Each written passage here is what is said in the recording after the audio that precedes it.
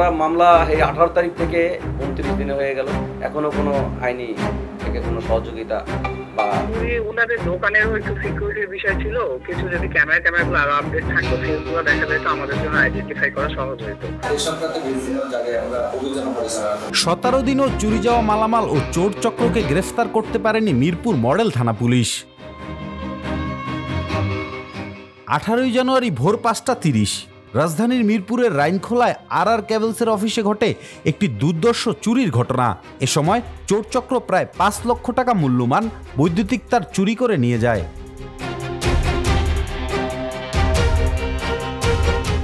পরবর্তীতে মিরপুর মডেল থানায় একটি চুরির মামলা দায়ের করে প্রতিষ্ঠানটি, কিন্তু মামলা দায়েরের পর 17 দিন পেরিয়ে গেল কোনো আসামিকে গ্রেফতার ও খোয়া যাওয়া মালামাল উদ্ধার করতে পারেনি পুলিশ। ভুক্তভোগীর অভিযোগ, স্পষ্ট সিসিটিভি ফুটেজ, তথ্য প্রমাণ থাকা সত্ত্বেও নানান তালবাহানায় সময় ক্ষেপণ করছে পুলিশ।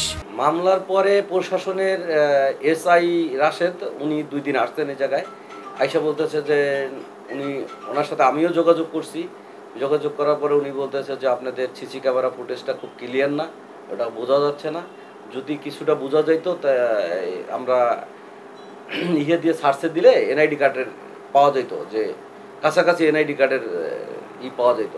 তাই আসলে আমরা চেষ্টায় আছি ওনাকে ধরার, কিন্তু আমরা পারতেছি না, আপনাদের সিসিটিভি ফুটেজটা ক্লিয়ার না। জি, আমি এখন আমরা মামলা এই 18 তারিখ থেকে 29 দিনে হয়ে গেল, এখনো কোনো আইনি থেকে কোনো সহযোগিতা বা ওদেরকে কোনো পাইনি।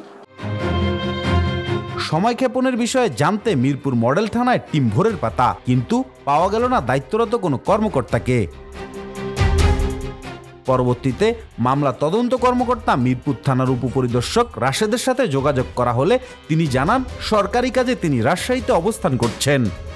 আর কেবলসের করা মামলার অগ্রগতি জানতে চাওয়া হলে তিনি সিসিটিভি ফুটেজে ক্লিয়ার ইমেজ না থাকার দোহাই দেন, যে কারণেই আসামি শনাক্তে কিছুটা বিলম্ব হচ্ছে। চুরি ওনাদের দোকানেরও একটু সিকিউরিটির বিষয় ছিল, কিছু যদি ক্যামেরাগুলো আরো আপডেট থাকতো ফেসগুলো দেখা যেত, আমাদের জন্য আইডেন্টিফাই করা সহজ হতো। আবার সিকিউরিটির বিষয়টাও যদি একটু ওনারা সচেতন থাকতো, আমার এই অ্যাক্সিডেন্টটাও হয়তো কম হতো। আর আমার পক্ষ থেকে আমি চেষ্টা করতেছি ভাই, আমি অ্যালার্ট আছি, আমি চেষ্টা করতেছি। অপরদিকে মিরপুর জোনের ডিসি বলছেন তদন্ত কার্যক্রম চলমান রয়েছে, দ্রুতই তাদের বিরুদ্ধে আইনানুগ ব্যবস্থা নেওয়া হবে। এই সংক্রান্ত বিভিন্ন জায়গায় আমরা অভিযান পরিচালনা করতেছি, কারণ এটা আমার কাছে মনে হচ্ছে সম্ভবত একটা চোরের হতে পারে। আমরা বেশ অনেকজনকে আমরা ইতিমধ্যে আমরা চোর সন্দেহে এবং এদের নামে বেশ কিছু মামলাও আছে, চুরির মামলা আমরা গ্রেপ্তার করেছি, কিন্তু তারা স্পেসিফিক এই মামলার সাথে জড়িত সেটা প্রমাণ আশা করি আমরা ওদের চোর সম্পর্কে। পুলিশ কবে ফিরবে জনবান্ধব রূপে, আর কবেই বা এমন হাজারো ভুক্তভোগী পাবে সঠিক পুলিশি সহায়তা, সে প্রত্যাশা এখন জনমানুষের।